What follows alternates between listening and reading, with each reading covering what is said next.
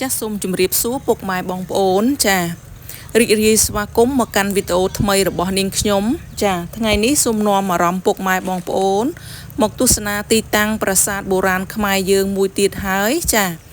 ដែលប្រាសាទនេះគឺមានឈ្មោះថាប្រាសាទត្រពាំងរពៅ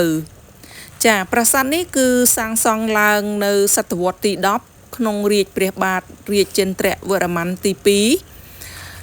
សាងសង់ដើម្បីឧទ្ទិសទៅដល់ព្រហ្មញ្ញសាសនាហើយប្រាសាទនេះដែរគឺសាងសង់មានតួប្រាង្គទាំងអស់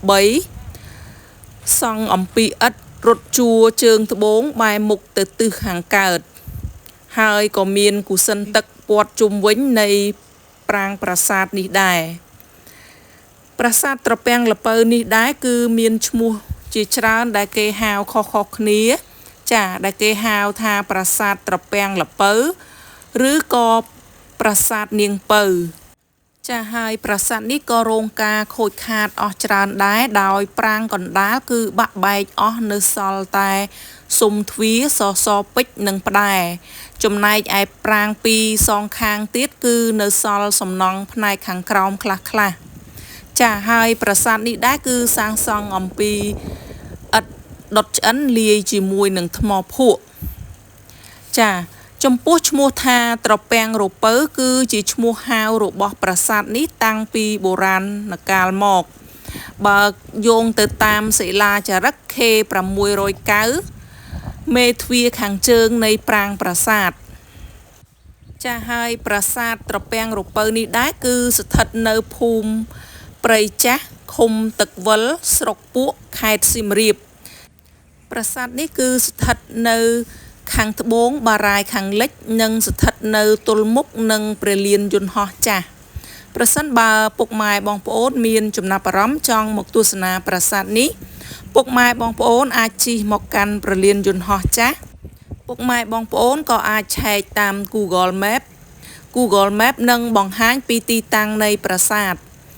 ហើយប្រសិនបើពុកម៉ែបងប្អូនចង់មកទស្សនាគឺមកនៅខែប្រាំងឬក៏ខែរងាព្រោះប្រសិនបើពុកម៉ែបងប្អូនអញ្ជើញមកខែវស្សាគឺពិបាកក្នុងការចូលមកទស្សនាប្រាសាទមួយនេះ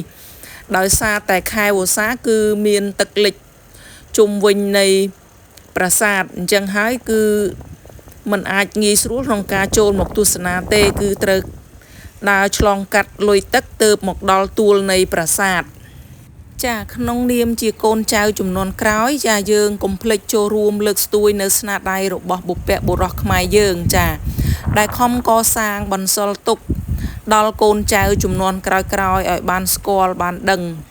ចាប្រសិនបើពុកម៉ែបងប្អូនមានពេលវេលាគ្រប់គ្រាន់កុំភ្លេចអញ្ជើញចាមកទស្សនាប្រាសាទនេះផងចាប៉ុន្តែប្រសិនបើពុកម៉ែបងប្អូនមិនមានពេលវេលាគ្រប់គ្រាន់ក្នុងការអញ្ជើញមកទស្សនាក៏អាចទស្សនាតាមរយៈវីដេអូរបស់នាងខ្ញុំបានដែរចាអរគុណច្រើនពុកម៉ែបងប្អូនវីដេអូនាងខ្ញុំក៏ឈានមកដល់ទីបញ្ចប់ដែរអរគុណពុកម៉ែបងប្អូនដែលចំណាយពេលវេលាទស្សនាវីដេអូរបស់នាងខ្ញុំ